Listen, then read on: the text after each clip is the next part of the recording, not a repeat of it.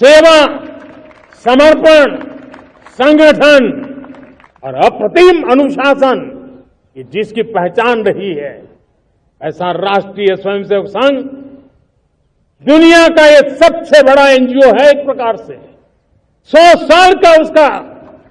समर्पण का इतिहास है। आज लाल किले की प्राचीर से 100 साल की इस राष्ट्र सेवा की यात्रा में योगदान करने वाले सभी स्वयंसेवकों को आदरपूर्वक स्मरण करता हूं और देश गर्व करता है राष्ट्रीय स्वयंसेवक संघ की इस 100 साल की भव्य समर्पित यात्रा को और हमें प्रेरणा देता रहेगा।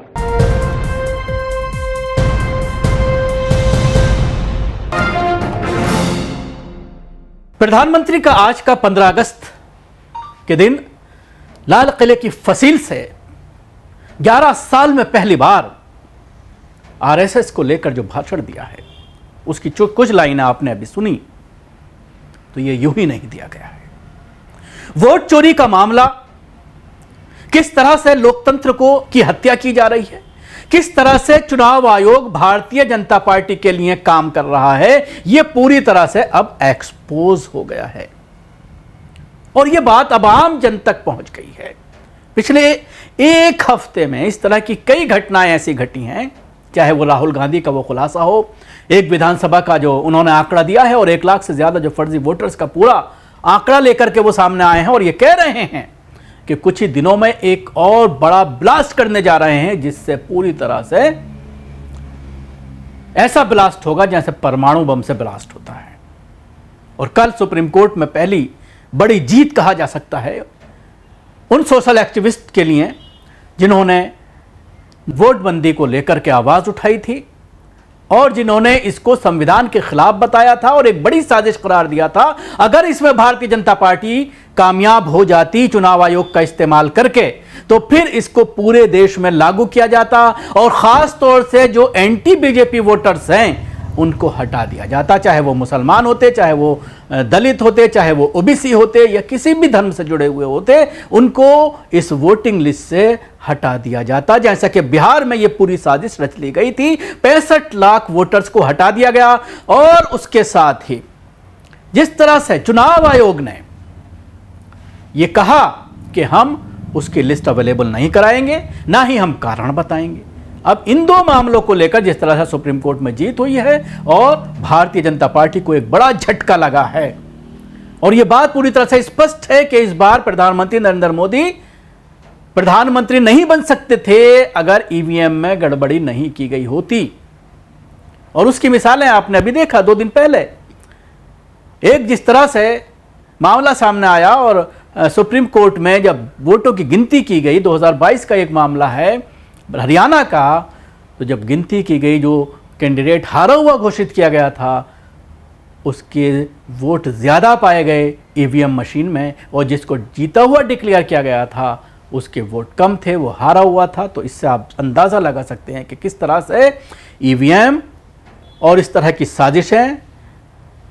वोटबंदी की जो की जा रही हैं ये लोकतंत्र के लिए बहुत खतरा है और प्रधानमंत्री नरेंद्र मोदी की अब कुर्सी हिलती हुई नजर आ रही है। इसीलिए पिछले 11 सालों में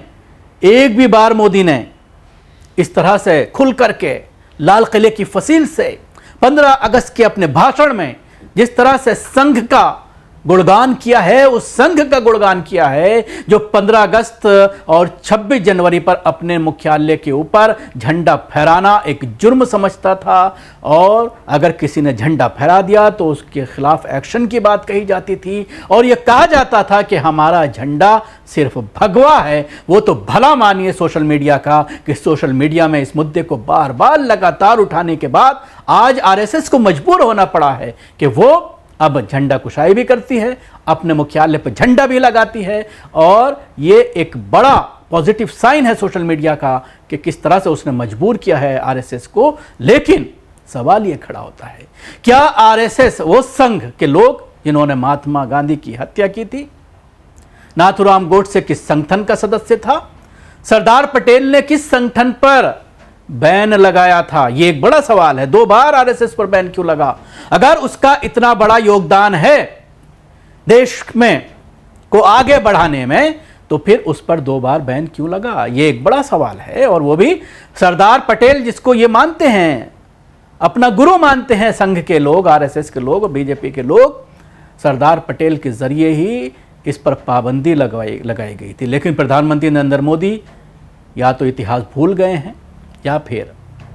अपनी कुर्सी जाता देख, अपनी कुर्सी हिलता देख,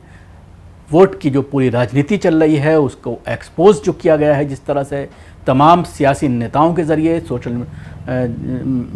सर्विसेज से जुड़े हुए जो लोग हैं, सोशल संगठनों से जुड़े हुए जो लोग हैं, उनके ज़रिए ज़बरदस्त इसको लेकर आंदोलन चलाया गया। और सुप्रीम कोर्ट में जिस तरह से दलाइल दिए गए, जिस तरह से सुप्रीम कोर्ट में उन लोगों को लेकर के पहुंचे योगेंद्र यादव, जिनको मृत घोषित कर दिया गया था, और जो जजेस साहिबान थे उनको अपनी बात मनवाने पर मजबूर किया, और ये उन्हें बताने की जिस तरह से सबूतों के साथ कोशिश की गई, तो ये एक बड़ी कामयाबी मानी जा रही है। और कामयाबी इस तौर पर भी मानी जा रही है कि 11 साल में पहली बार प्रधानमंत्री नरेंद्र मोदी, वो आरएसएस जिसके बारे में पिछले कई महीनों से यह कहा जा रहा है कि आरएसएस गुजराती का जिन पर दबाव हो, ऐसा अध्यक्ष अब नहीं चाहती है भारतीय जनता पार्टी का, इसीलिए बहुत देरी हो रही है अध्यक्ष चुनने में। उसके साथ ही प्रधानमंत्री पद को लेकर भी आरएसएस जो है अब इन पर भरोसा नहीं कर रही है। ये तमाम अटकलें सामने आ रही हैं, और इससे इस जो भाषण दिया गया है आज लाल किले की फसील से, उसने उस पर मोहर लगा दी है। आज मैं बहुत गर्व के साथ एक बात का जिक्र करना चाहता हूं। आज से 100 साल पहले एक संगठन का जन्म हुआ, राष्ट्रीय स्वयंसेवक संघ। 100 साल की राष्ट्र की सेवा एक बहुत ही गौरवपूर्ण स्वर्णिम पृष्ठ है। व्यक्ति निर्माण से राष्ट्र निर्माण के संकल्प को लेकर के 100 साल तक मां भारती का कल्याण का लक्ष्य लेकर के लक्षावधि स्वयंसेवकों ने मातृभूमि के कल्याण के लिए अपना जीवन समर्पित किया है। सेवा, समर्पण, संगठन और अप्रतिम अनुशासन, ये जिसकी पहचान रही है, ऐसा राष्ट्रीय स्वयंसेवक संघ दुनिया का ये सबसे बड़ा एनजीओ है। एक प्रकार से 100 साल का उसका समर्पण का इतिहास है। आज लाल किले की प्राचीर से 100 साल की इस राष्ट्र सेवा की यात्रा में योगदान करने वाले सभी स्वयंसेवकों को आदरपूर्वक स्मरण करता हूं, और देश गर्व करता है राष्ट्रीय स्वयंसेवक संघ की इस 100 साल की भव्य समर्पित यात्रा को, और हमें प्रेरणा देता रहेगा।